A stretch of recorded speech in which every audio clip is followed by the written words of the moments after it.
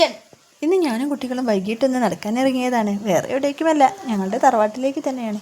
അച്ഛൻ തറവാടിൻ്റെ മുറ്റത്തും പറമ്പിലും ഒന്നാകെ പച്ചക്കറി കൃഷി ചെയ്തിട്ടുണ്ട്. മഴക്കാലമായാൽ അച്ഛൻ വെറുതെ ഇരിക്കില്ല, കൊത്തി.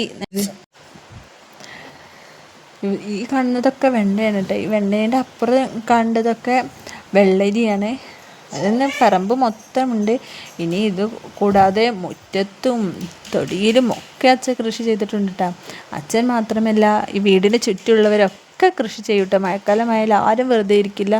എല്ലാവരുടെ മുറ്റത്തും പറമ്പിലും ഒക്കെ അവനവൻ ആവശ്യമായ എല്ലാ പച്ചക്കറിയും നിറയും. ആർക്കും പുറത്തുനിന്ന് ഒന്നും മേടിക്കേണ്ട ആവശ്യം തന്നെ ഉണ്ടാവില്ല എന്ന് പറയാം കേട്ടോ.